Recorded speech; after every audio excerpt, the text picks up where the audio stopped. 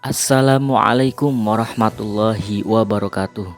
Kembali lagi bersama saya Taryam, mahasiswa semester 6 Prodi Perbankan Syariah dari Sekolah Tinggi Ekonomi Islam Al-Islah Bobos, Cirebon. Dalam memenuhi tugas mata kuliah Manajemen Resiko, pada video kali ini saya akan menjelaskan terkait dengan manajemen resiko pada lembaga perbankan.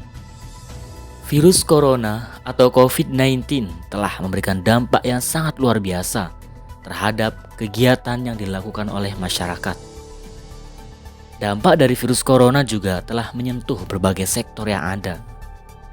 Dampak tersebut bukan hanya berimbas pada faktor kesehatan saja, melainkan seluruh sektor yang ada, termasuk sektor ekonomi dan juga perbankan, pendidikan, politik, agama, hingga sosial budaya dan seluruh tatanan kehidupan dalam masyarakat. Menteri Keuangan Sri Mulyani Indrawati menyatakan bahwa industri perbankan syariah bisa tumbuh negatif pada tahun 2020 akibat dari tekanan virus corona. Selain itu, dampak dari virus corona juga telah meningkatkan berbagai resiko bisnis yang terjadi pada lembaga perbankan. Hal tersebut membuat lembaga perbankan mengalami penurunan laba dari tahun sebelumnya. Bahkan, semua itu bisa berakibat fatal apabila lembaga perbankan tidak bisa mengatasi resiko-resiko yang dialaminya pada masa pandemi COVID-19 ini. Berikut saya akan menjelaskan beberapa resiko yang dihadapi oleh lembaga perbankan pada saat masa pandemi virus corona. Yang pertama, resiko kredit atau pembiayaan. Resiko kredit atau pembiayaan adalah resiko akibat kegagalan nasabah dalam memenuhi kewajibannya kepada bank sesuai dengan perjanjian yang telah disepakati. Pada saat pandemi, banyak pekerja yang kehilangan pekerjaannya karena di PHK ataupun karena yang lainnya. Pembatasan sosial berskala besar juga sangat mempengaruhi terhadap kegiatan yang dilakukan oleh masyarakat. Masyarakat sangat sulit untuk melakukan kegiatan seperti biasanya, sehingga membuat mereka mengalami penurunan dari segi pendapatan.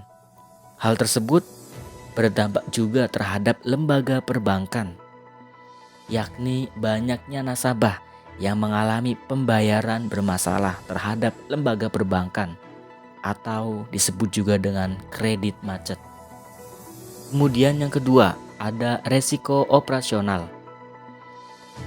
Kehadiran COVID-19 atau virus corona ini telah merubah pola operasional pada lembaga perbankan, seperti penutupan operasional bank, jam operasional bank yang dikurangi, dan meningkatkan biaya operasional bank karena bank harus bisa menyediakan hand sanitizer, disinfektan, dan juga masker bagi para nasabah dan juga karyawan.